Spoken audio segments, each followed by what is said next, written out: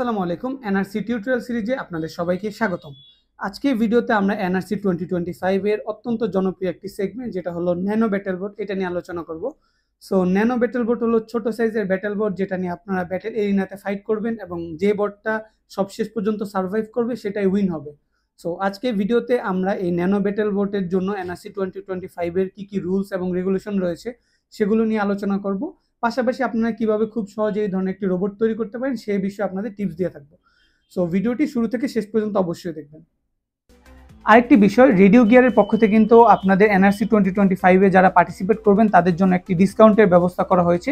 So ডিসকাউন্টটি gain করার জন্য আপনারা রেডিও গিয়ার বিডির ওয়েবসাইটে গিয়ে যে কোনো ধরনের কম্পোনেন্ট সিলেক্ট করার পর কুপন কোড অপশনে এনআরসি 25 কুপন কোডটি যদি ইউজ করেন তাহলে আপনারা কিন্তু একটি স্পেশাল ডিসকাউন্ট পেয়ে যাবেন। সো রেডিও গিয়ার থেকে কিন্তু আপনারা চাইলে এই ধরনের যে কোনো কম্পোনেন্টই সুলভ মূল্যে পারচেস করতে পারবেন। আচ্ছা, সো প্রথমে চলে আসি আমরা রুলস এবং রেগুলেশন নিয়ে। সো এনআরসি 2025 এর রুলস অনুযায়ী আপনারা যে ন্যানো ব্যাটেল বোর্ড তৈরি করবেন সেটির ম্যাক্সিমাম ডাইমেনশন হবে 16 centimetre by 16 centimetre by 16 centimetre.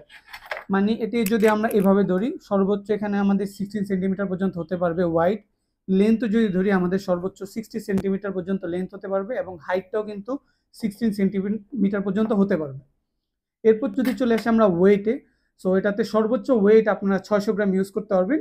আপনাদের যদি 5 গ্রামের যে টলারেন্স রয়েছে সেটা অ্যাকসেপ্ট করা হবে, বাট আপনারা ম্যাক্সিমাম ওয়েট এখানে 600 গ্রাম পর্যন্ত আপনারা এটা যে বটের ওয়েট রয়েছে সেটি আপনারা রাখতে পারবেন। আরেকটা জিনিস অনেকে কোশ্চেন করেছেন ওয়েপন নিয়ে, লাইক ওয়েপনটা যদি এভাবে থাকে তখন তো এর লেন্থটা বেড়ে যাচ্ছে, বাট এইভাবে থাকলে কিন্তু লেন্থটা আপনার 16 সেন্টিমিটারের ভিতরে আছে। সো আপনাদের ওয়েপন নিয়ে টেনশন করার দরকার না। আপনার ওয়েপনটা জাস্ট আমরা যখন ক্যালকুলেট করবো আপনাদের ওয়েপনটা এইভাবে থাকতে হবে। আপনি এখানে হরিজন্টাল ইউজ করেন অথবা ভার্টিক্যাল ইউজ করেন, বাট আপনি যখন এরিনাতে নামবেন আপনি চাইলে আপনার ওয়েপনকে ফোল্ডিং করে আরো বড় করতে পারবেন এবং আপনি চাইলে আপনার বটের সাইজটাও কিন্তু চেঞ্জ করতে পারবেন, বাট সেটা অবশ্যই রিমোটলি ট্রিগার করতে হবে অথবা এরিনার ভিতরে থাকতে হবে। লাইক এরিনাতে নামার পর আপনি সুইচ চাপ দিলে আপনার বটের সাইজটা 16 সেন্টিমিটার থেকে বড় হতে পারবে ইনক্লুডিং ওয়েপন। সো আমরা যখন ক্যালকুলেট করব তখন আপনার বটের সাইজ অবশ্যই একটি 16 সেন্টিমিটার কিউবিক বক্সের ভিতর ফিট হতে হবে। মানে আমরা একটা বক্স দিয়ে দিব, সো সেই বক্সের ভিতরে আপনার বটটি 16 বাই 16 এই সাইজের মধ্যে ফিট হতে হবে। আচ্ছা, এবার যদি চলে আসি বডি মেটেরিয়ালে, এখানে বডি তৈরিতে আপনারা মেটালিক যে কোনো ধরনের পার্টস আপনারা ইউজ করতে পারবেন না, সেটা এমএস এসএস অথবা অ্যালুমিনিয়াম। আপনাদের অবশ্যই 3D প্রিন্টেড অথবা পিভিসি অথবা অ্যাক্রিলিক অথবা প্লাইউড এই ধরনের নন মেটালিক যে কোনো জিনিস আপনি ইউজ করতে পারবেন এই রোবটটি তৈরির ক্ষেত্রে। যেমন এই রোবটটি দেখতে পাচ্ছেন, এটি 3D প্রিন্টার দিয়ে প্রিন্ট করে তৈরি করা হয়েছে। সো আপনারা চাইলে 3D প্রিন্টার অথবা পিভিসি বোর্ড অথবা অ্যাক্রিলিক বোর্ড, নন মেটালিক যে কোনো বোর্ড দিয়ে আপনারা আপনাদের রোবটটিকে তৈরি করতে পারবেন। আর রোবটের ওয়েপনে যদি চলে আসি, শুধুমাত্র ওয়েপনে আপনারা যে কোনো ধরনের মেটাল ইউজ করতে পারবেন। আপনার এখানে এসএস এমএস অ্যালুমিনিয়াম কপার যে কোনো ধরনের ওয়েপন ম্যাটেরিয়াল মেটালিক আপনারা জাস্ট ওয়েপনের জন্য ওয়েপন ইউজ করতে পারবেন, সেটা হরিজন্টাল হতে পারে অথবা ভার্টিক্যাল হতে পারে। আর আরেকটা বিষয়, আপনার রোবটে অবশ্যই একটি অ্যাক্টিভ ওয়েপন থাকতে হবে। শুধু আপনি একটা রোবট তৈরি করেছেন যেটাতে কোনো প্রকার ওয়েপন নেই, সুমো বটের মতো, সেটা কিন্তু আমরা অ্যাকসেপ্ট করবো না। সো আপনার রোবটটিতে অবশ্যই একটি অ্যাক্টিভ ওয়েপন থাকতে হবে, সেটা আপনি হরিজন্টাল দিতে পারেন, ভার্টিক্যাল দিতে পারেন অথবা হ্যামার দিতে পারেন, যে কোনো ধরনের দিতে পারবেন, বাট সেটা নন হ্যাজার্ডাড হতে হবে বা নন ফ্লেমেবল হতে হবে। আপনি এখান থেকে কোনো প্রকার লিকুইড অথবা ফ্লেম স্প্রে করতে পারবেন না। আপনার এই ধরনের যে কোনো ধরনের ওয়েপন আপনারা এখানে ইউজ করতে পারবেন। আরেকটা জিনিস অনেকে কোশ্চেন করেছেন, রোবট তৈরিতে গ্লাস ফাইবার অথবা কার্বন ফাইবার ইউজ করা যাবে কিনা। নো, আপনারা এই ধরনের কোনো কিছু ইউজ করতে পারবেন না। আপনাদের অবশ্যই যে প্লাস্টিক টাইপের মেটেরিয়ালগুলো রয়েছে 3D প্রিন্ট অথবা অ্যাক্রিলিক অথবা প্লাইবোর্ড কাঠের এই ধরনের স্ট্রাকচার ইউজ করতে হবে আপনার রোবটটি তৈরি করার জন্য। আর রোবটটি আপনারা চাইলে 2 হুইলার বানাতে পারেন, 4 হুইলার বানাতে পারবেন, বাট এই 16 বাই 16 সেন্টিমিটার সাইজের ভিতর আপনি আপনার পছন্দ মতো যে কোনো সাইজের রোবটই কিন্তু বিল্ড করতে পারবেন। আর যদি পাওয়ারে চলে আসি, আপনি এখানে সর্বোচ্চ 24 ভোল্ট বা 6 এল পর্যন্ত ব্যাটারি ইউজ করতে পারবেন আপনার রোবটটিকে কন্ট্রোল করার জন্য, এবং রোবটটিকে অবশ্যই ওয়্যারলেস কন্ট্রোল হতে হবে। সো এবার আমরা চলে আসি রোবটটির টিপস এবং ট্রিক্স নিয়ে, আপনারা কিভাবে এই রোবটটিকে খুব ইজিলি তৈরি করতে পারবেন। প্রথমে যদি আসি বডিতে, আপনারা এই ধরনের বডি স্ট্রাকচার 3D প্রিন্ট করে নিতে পারেন অথবা পিভিসি বোর্ড কেটেও কিন্তু আপনারা এই ধরনের বডি মেটেরিয়াল মানে বডি তৈরি করতে পারেন।